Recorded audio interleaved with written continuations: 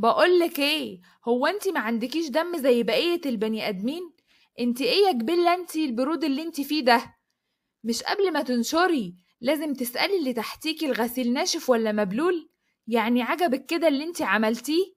منشرة هدومك كلها غوامق وبوظتيلي كل الابيض اللي انا غسلاه. ما هقول ايه؟ ما انتي علشان راجلك مش موجود، انما بقى لو كان راجلك موجود كان اداكي قلمين على وشك وعرفك انك عايشة في بيت عيلة. ردت عليا نهى بنفس الهدوء اللي دايما بتفرسني بيه، وقالت لي: أيوة، أنا جوزي مش موجود، بس بيتمنى اليوم كله إنه يفضل جنبي، مش زي جوزك اللي سايبك طول النهار وحتى ما بتشوفيهوش. ولا أقولك إيه، ما بلاش إحراج، أقولك بصي لنفسك كده في المراية يا مكعبرة. انت كلك على بعضك كده غيرانة مني، وانا عارفة ان انت هتموتي مني ومفروسة كمان.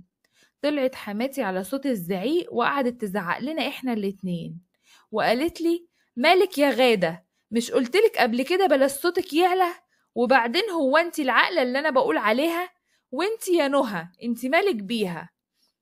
بصوا، العمر كله وانا عايشة في الشارع ده محدش سمعلي حس غير لما انتوا شرفتوا البيت.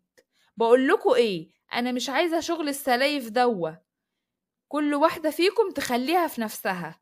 أمال يعني لو كنت بعمل زي الحموات كنتوا عملتوا إيه؟ رديت عليها ساعتها وقلت لها: يا حماتي نهى هي اللي بتغلط فيا، وبعدين ينفع يعني تنشر الغسيل وهي عارفة إن أنا نشرة غسيل من امبارح وزمانه نشف، وحاطة كل هدومها السمرة وهي عارفة إن أنا نشرة أبيض، وبقت بتعاندني في كل شيء. دي حتى لما بتكنس قدام باب شقتها بتكنس وبترمي الزبالة عندي، وما بيهونش عليها حتى تلم مكان ما كنست. عدت الخناقة بسلام زي كل مرة، وطبعا حماتي حاولت تهدي الأمور ما بينا، وبصراحة عمرها ما جت على حد علشان خاطر حد، على الرغم ان حماتي دي تبقى خالتي، بس عمرها ما جت عليها عشاني ولا العكس. هحكي لكم حكايتي، بس قبل ما احكي بدعوكم للاشتراك في القناة وتفعيل زر الجرس، وكمان ما تنسوش تحطوا اللايك للفيديو دعما منكم لنستمر. أنا غادة، عندي 30 سنة، أنا متجوزة محمد ابن خالتي، ومعايا منه ولد. من قبل ما نتجوز وأنا كنت دايما بحس من ناحيته بمشاعر حلوة. بصراحة هو إنسان محترم جدا وخجول، على الرغم إن أنا كنت عايشة معاهم في نفس البيت، إلا إن عمره ما بصلي ولا رفع عينه فيا. كان بيخاف عليا جدا. أنا أصلا كنت عايشة في القاهرة، أنا وبابا وماما، والحقيقة إن بابا كان شغال عامل في مصنع، وفي يوم خرج زي العادة، لكن للأسف مرجعش. اتوفى بابا وما كانش لينا أي حد، علشان كده ماما خدتني ورجعت بينا البلد عند خالتي.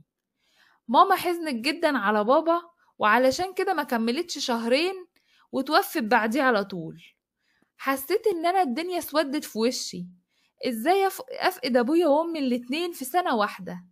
حسيت ان انا خلاص ما عادش ليا اي حد، خصوصا ان خالتي ما كناش بنزورها غير من وقت للتاني، كل فترة يعني، يمكن كل سنة مرة. بس ساعتها فوجئت بخالتي وحنيتها عليا. ساعتها خدتني في حضنها وقالت لي: انتي بنتي اللي انا ما خلفتهاش. وقالت لي كمان ان هي كانت طول عمرها بتتمنى ان احنا نرجع ونعيش معاها، بس بما اني خلاص امي ودعتها فانا مكان امي، وهي عايزاني اكون معاها. خالتي كانت بتحبني جدا على غير العادة، وده طبعا لانها جايبة 3 شباب وما عندهاش بنات. كانت بتتمنى من ربنا ان يديها بنت، وكانت دايما بتقولي ان ربنا اداها اللي هي بتتمناه يوم ما فعلا رحت وعشت معاها. خالتي من خوفها عليا وخوفها ان حد يتكلم عليا نص كلمة جوزتني محمد ابنها الكبير، وده طبعا بعد موافقتي، وقالت لي ان هي عايزة تفرح بيا، وكمان مش هتلاقي له واحدة احسن مني. وبصراحة عمرها ما عملت عليا شغل الحموات ده، كانت دايما مريحاني طول الوقت، وكانت دايما ايديها بايديا لما كنا بنعمل حاجة. احنا الاتنين بنبتدي شغل سوا ونخلص شغل ونقعد مع بعض. كانت دايما بتديني النصيحة، وعلى طول كانت بتقولي ازاي اتعامل مع محمد ابنها، لانها اكتر واحدة فهماه طبعا. وبعد سنة بالظبط من الجواز ربنا رزقني بهشام ابني. عايزة أقول لكم إن حماتي سجدت لربنا وقعدت تدعي وتقول الحمد لله يا رب إنك بتحقق لي كل أمنياتي ورا بعض. أول مرة لما ادتني بنتي اللي أنا مخلفتهاش، وتاني مرة لما خلتني أشوف حفيدي بعينيا. كانت طيبة جدا، وكانت دايما هي اللي بتاخد هشام وتقعد ترضعه. كان طول الوقت بيفضل على رجليها، وعلى طول كانت بتعرفني ازاي اربيه، ودايما واقفة جنبي وعمرها ما سابتني. بيت خالتي كان قايم على الاحترام والأدب، وكلنا كنا بنحترم بعض جدا، وفعلا كانت مربية عيالها ونعمة التربية. وكانت هي الست والراجل من بعد ما جوزها ما توفى. وفي يوم واحنا قاعدين مع بعض، ابنها الصغير سامي قال لها ان هو عايز يتجوز، وساعتها ما كناش نعرف مين العروسة. رحبت جدا، بس طبعا بعد ما عرفت ان هي واحدة بيعرفها من على الفيسبوك رفضت جدا، وقالت له لا طبعا ما ينفعش، واحنا نعرفها ونعرف اصلها وفصلها منين. لكن طبعا عشان هي كانت طيبة وزي اي ام عايزة سعادة ابنها، وافقت لما لقيته هو مصر على كده. وفعلا راحوا وخطبوا له البنت اللي هو عايزها. الحقيقة إن هي كانت من القاهرة، وإحنا كنا عايشين في الأرياف. سامي كان متعلق جدا بالبنت دي، وبصراحة هو كان عنده حق. البنت جميلة جدا، بس المشكلة إنها كانت مش كويسة، وده طبعا اللي هتعرفوه بعد كده. طبعا سامي اتجوز، وبعد شهرين أصر إن هو يسافر برا لدولة خليجية، وكل ده عشان يقدر يكفي متطلبات الست الهانم. وطبعا مامته كانت رافضة جدا، بس برضه مع إصراره كان ما عندهاش حل غير إن هي توافق. سافر سامي، وأنا بقيت بقعد مع حماتي طول الوقت وبطلع على النوم. وفي يوم واحنا قاعدين لقيت الست نهى داخلة علينا، وحتى ما قالتش السلام عليكم. ساعتها حماتي قالت لها يا بنتي، ده السلام لله، لما تبقي داخلة على حد لازم تقولي السلام عليكم. ردت نهى بكل تكبر وقالت لها ايه يعني؟ انتوا كده يعني كده مش غرب يعني؟ وبعدين فيها ايه؟ نسيت يعني اقول السلام عليكم؟ وبعدين يا ماما والنبي ما تدققيش في الحاجات دي. المهم قعدت ومسكت تليفونها، كانت بتنزل بس كده عشان تضيع وقتها. الحق يتقال ان حماتي صحيح ما كانتش راضية عن الجوازة، الا انها كانت بتعاملها بما يرضي الله.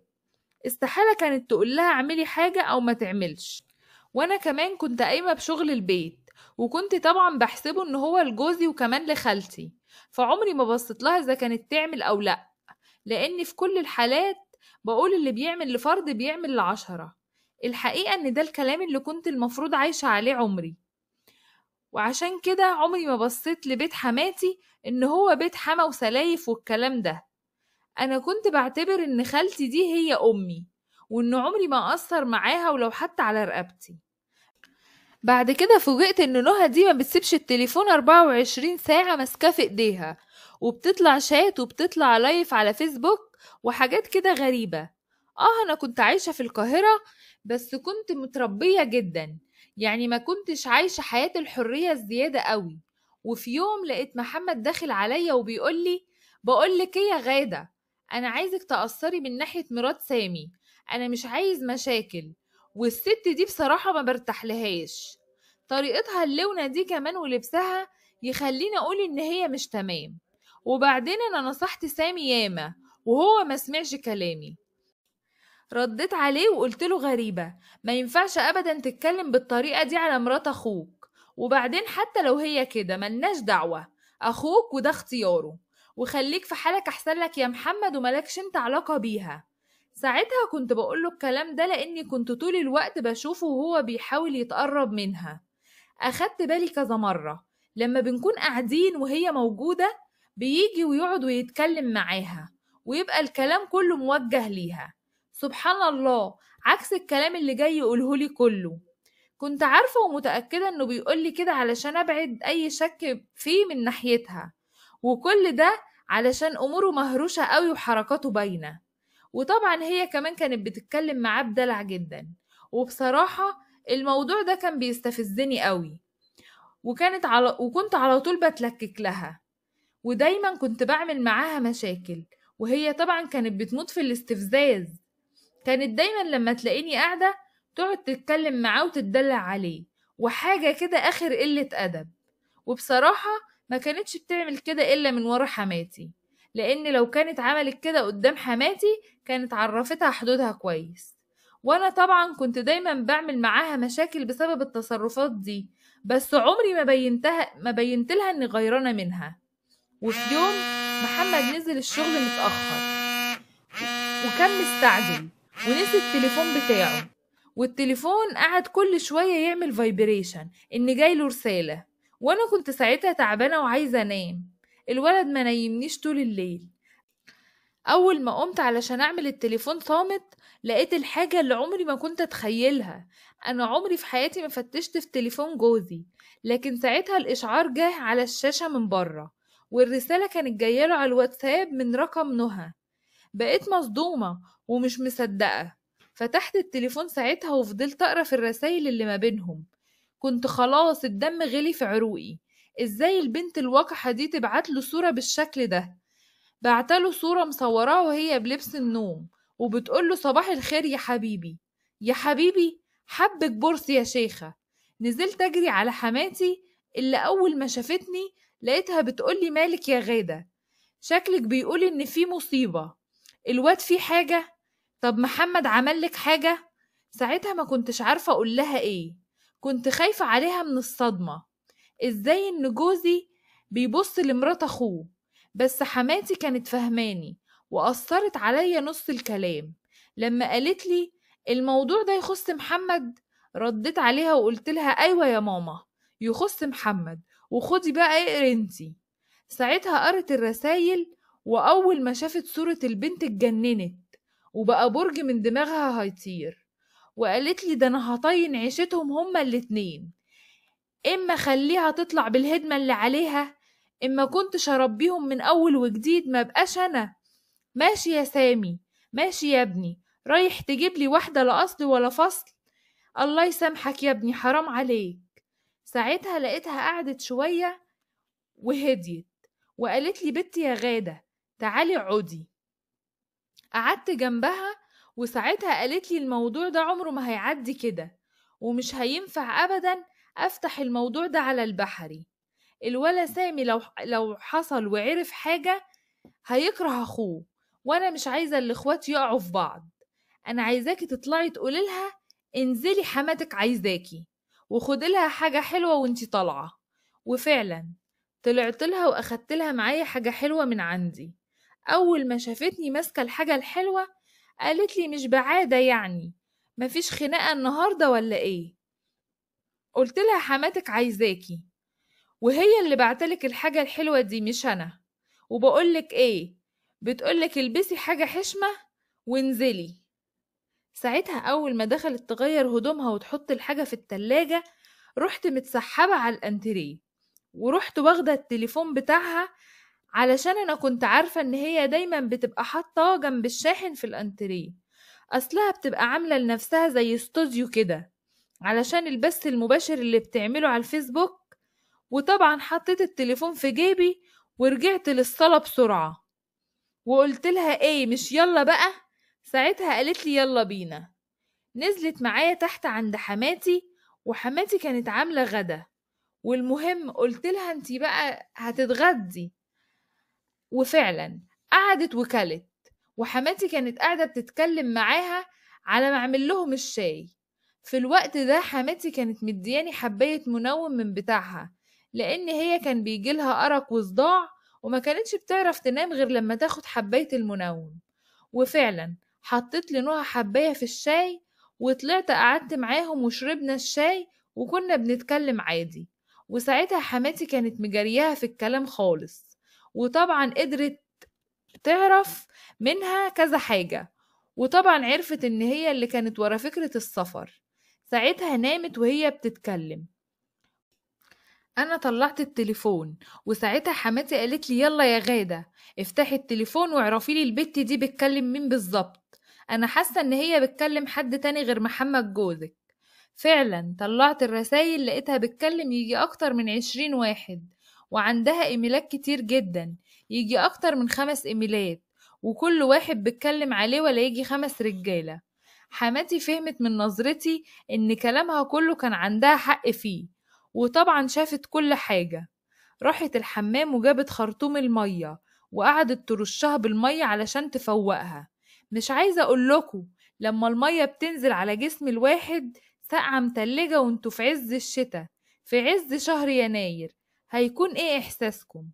فضلت طبعا نهى عمالة تستنجد بالناس: الحقوني الحقوني من المية اللي نازلة عليها. وحماتي تقول لها: انتي تعملي فينا كده؟ انتي فاكرة نفسك يا مفعوصة تعرفي تضحكي على ابني؟ خليتيه يسافر علشان تاخدي راحتك وتكلمي الشباب وتكلمي الرجالة؟ ايه قلة الأدب اللي انتي فيها دي؟ انتي طالعة من بيت ناقص رباية. اوعي تفكري في يوم ان انتي ممكن تضحكي عليا. انتي هتتصلي على سامي وتقوليله ان انتي عايزة تتطلقي وان انتي برياه من كل شيء، وإلا بقى يا حبيبتي الصور والإيميلات اللي معايا هتكون في إيد سامي وكمان في إيد أبوكي. ولا أبوكي ما يمكن هو اللي معرفش يربيكي وعارف عنك كل حاجة. نهى ساعتها خافت من اللي ممكن يحصل لها وخافت من الفضايح، واتصلت على سامي فعلا وطلبت منه الطلاق ساعتها، وقالت له إن هي ما بتحبوش زي ما حماتي قالت لها تقوله بالظبط. وقالت لها كمان انها تقوله ان هي متفقة على الجواز مع واحد تاني، وان كل ده افضل له بكتير بدل ما يعرف ان هي بتكلم من كل الناس دي كلها. بس انا كنت ساعتها مجروحة ومكسورة قوي من جوزي اللي فكر ان هو يبص لمرات اخوه بعد كل الحب اللي كان بيني وبينه. الفترة دي انا نزلت وقعدت فيها انا وابني تحت عند حماتي، وهي كانت مانعاه ان هو يدخل عندنا الشقة. وفي يوم حماتي كانت بره، قمت الصبح ما لقيتهاش، لقيت محمد داخل بيقول لي: طب مش اعرف بس ليه سايبه الشقه؟ ايه اللي حصل؟ طب انا عملت ايه؟ ما كنتش قادره اقول له ازاي قادر تكذب بالطريقه دي، وازاي لسه لحد دلوقتي ما فهمتش حتى بعد مرات اخوك ما اتطلقت. ساعتها دخلت حماتي عليه وقعدت تقول له: انت تعمل كده فينا؟ معقوله تبص لمرات اخوك؟ يا شيخ خليك ان انت واطي وبصيت لمرات اخوك وما فرقتش معاك مراتك اللي من لحمك ودمك؟ ما فرقش معاك اخوك؟ ما فرقش معاك ابنك وضناك؟ ما فرقش ان مراتك دي انت اخوها وابوها وجوزها والمفروض انك سندها؟ اخص عليك اخص. انا بقى هعرفك انا هعمل ايه. كملت حماتي كلامها وقالت له ان هي كتبت النصيب بتاعه في البيت من الورث، كتبته باسمي انا وابني وكمان بتقسيمة ربنا، وإن هي هتسيبه عايش في الشقة اللي فوق لحد ما أنا أرضى عليه، وإذا كنت أوافق أعيش معاه تاني ولا لأ. والحقيقة إن حماتي دي كانت أمي وخالتي وكل شيء ليا في الدنيا، وكانت هي السند والظهر، وربنا يا رب يخليها لي وما يحرمنيش منها أبدا. عايزة أقول لكم إن مش كل الحموات وحشين، والدليل إن لما نهى جت ماما برضو عملتها أحسن معاملة، على الرغم إن نهى ما كانتش حباها وما عملتش معاها كده إلا لما نهى أثبتت إن هي فعلا تستحق المعاملة دي. ولحد هنا خلصت القصة. بتمنى إن تكون عجبتكم، وياريت ما تبخلوش علينا باللايك. دمتم بخير، والسلام عليكم ورحمة الله وبركاته.